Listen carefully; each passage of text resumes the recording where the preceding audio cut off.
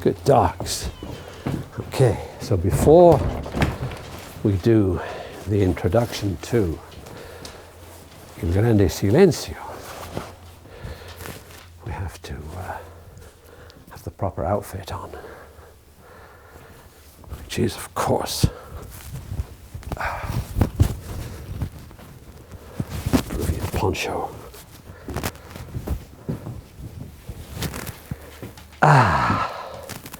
Hi, my name is Alex Cox, and I'm a film director and a writer and the author of a book called 10,000 Ways to Die, which is about Italian westerns. And I am going to talk a little bit about an Italian western with which I'm very familiar, The Great Silence, Il Grande Silenzio, directed by Sergio Corbucci. Corbucci was one of the three Sergios of the Italian Western golden days. Obviously, the most famous and celebrated Sergi was Sergio Leone. There was also Sergio Sollima, who was the director of The Big Gun Down and Face to Face. But the number two Sergio, always after Leone in the popular mind and in the box office receipts, was Sergio Corbucci, born in 1928, a contemporary of Leone. They were friends, worked together in the studios, both did gladiator films together. And in 1961 or 1962, they both saw a Japanese samurai film called Yojimbo. And it changed their careers, and they both decided, I want to make a Western version of Yojimbo. In reality, Leone got there first, and Leone made A Fistful of Dollars, which was a pretty much scene-by-scene remake of Kurosawa's film. He followed that with For a Few Dollars More, perhaps his best Western and one of the best Westerns ever. And all this while, Sergio Corbucci, still in the trenches, climbs out of gladiator films in order to become a Western director and makes several Westerns. He starts with a not very good film called Red Pastures, starring the son of Robert Mitchum.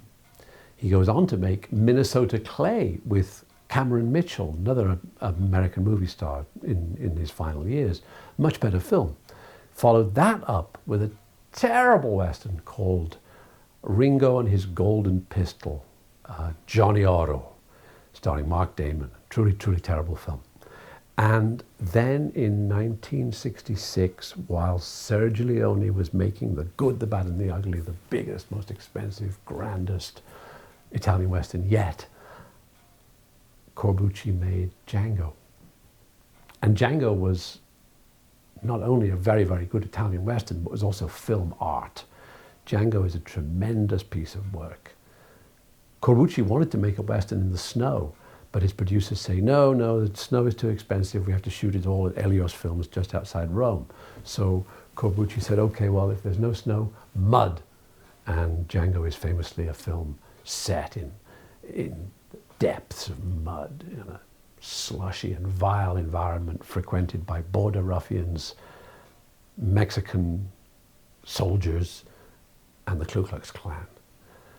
It's a strange, violent, interesting, perverse film, very rarely seen at the time outside of the core countries of Italy, France, and Germany, where these Westerns mostly were popular.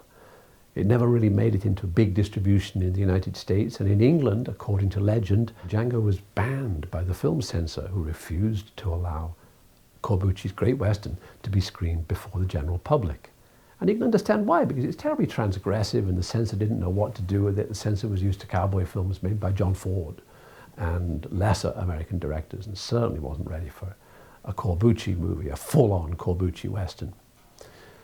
Corbucci followed Django with another very good Western, The Hellbenders, I Crudeli, starring Joseph Cotton, a film about maniacs trying to reconstruct the Confederacy at the end of or after the conclusion of the American Civil War.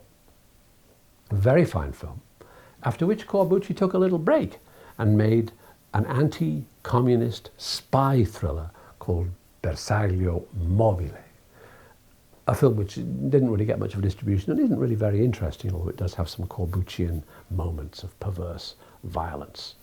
Corbucci followed Bersaglio Mobile with a return to the West, with the Western in the snow that he had long wanted to make. It was called Il Grande Silenzio, the Big Silence, or the Great Silence. It stars Jean-Louis Trintignant, a French actor. And when Trintignant said, I'm a bit concerned, because I don't speak English and this is a Western, right?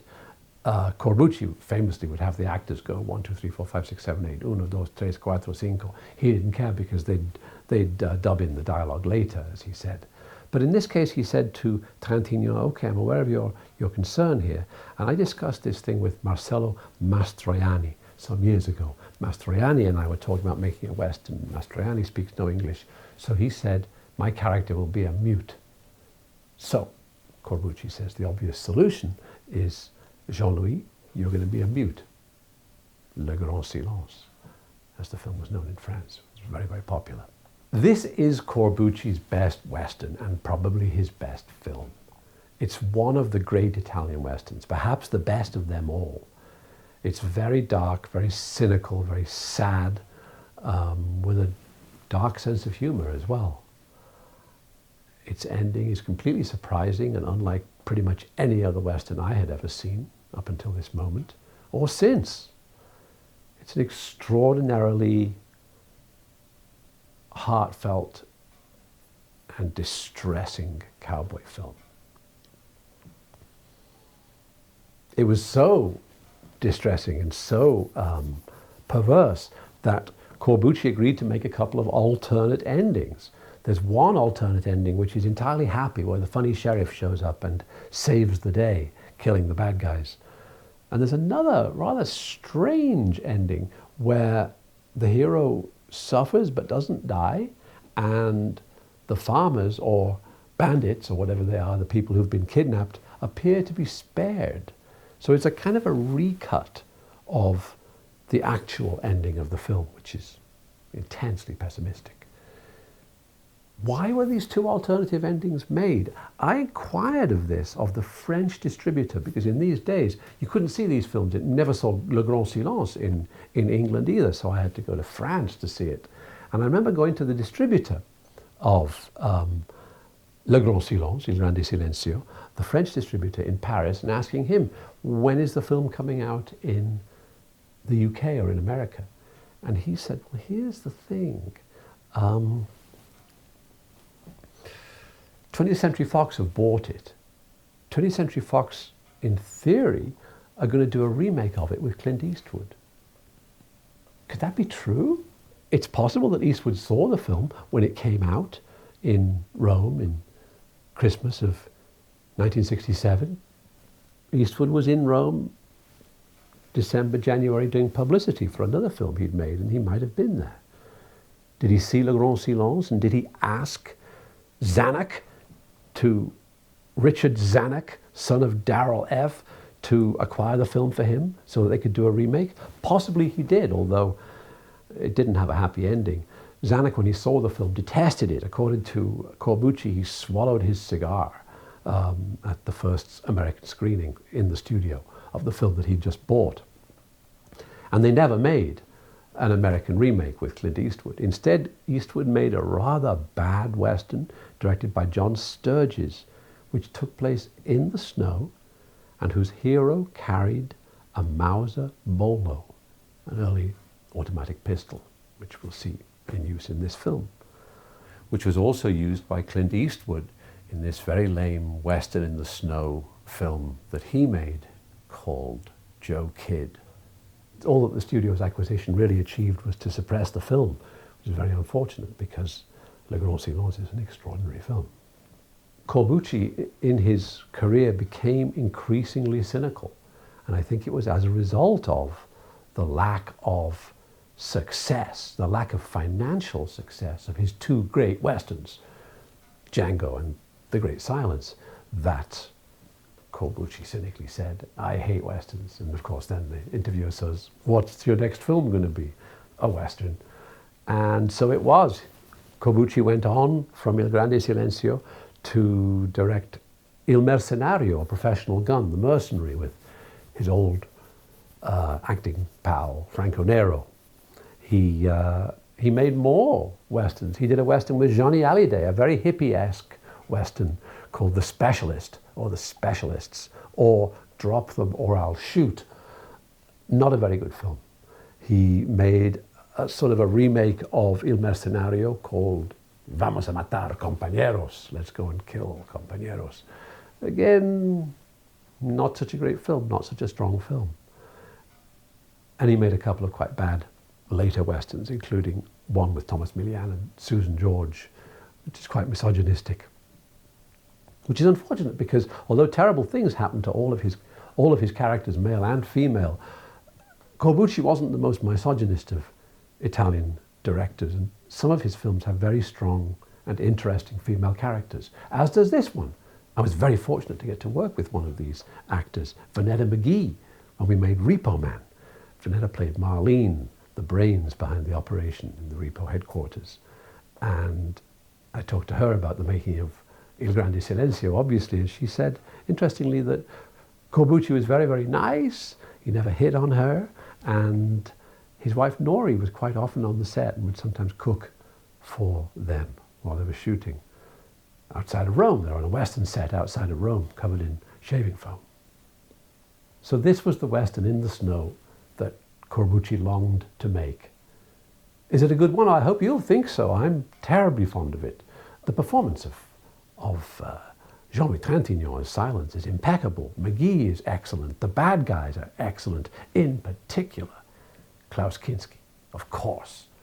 This is his best performance in a western, I think. And one of his best performances as Tigrero, strangely known as Loco in the subtitles, the English subtitles and the English dub.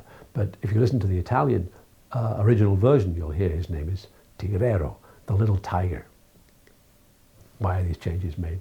Unknown. What we can say with a certain degree of certainty is that this is a very good new version of the film, a very good new transfer from the original negative. It's very clean. It's the most complete version that I've seen, because often little bits have been snipped out here or there over the years by different distributors. So we're very fortunate to have this wonderful restoration of Il Grande Silenzio and these fantastic performances. One of the things that I really do enjoy about this film are the giant close-ups, the bad guys near the end. Very impressive. Corbucci didn't talk very seriously about the work that he did. Occasionally he gave an interview, and on one occasion he gave an interview to a French magazine called Images et Son. I don't have the magazine anymore, but I have my notes from it. And I wrote down what Corbucci said when he talked to Images et Son. Everyone can make a film, but not everyone can make a good Western. You know, I've got something in common with Hawks and Ford, Hathaway, Sturges, Walsh, de Toth and Lang. We're all blind in the right eye. Every time I make a Western, I say, this is the last. I get tired and nervous.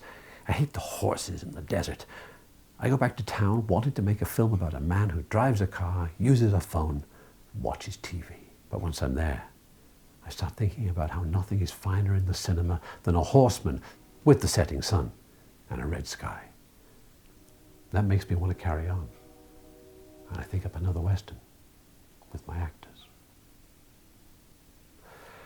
Corbucci died in 1990, not long after Sergio Leone. He was only 63. But thanks to Il Grande Silenzio and his other fine films, he is still presente. Sergio Corbucci.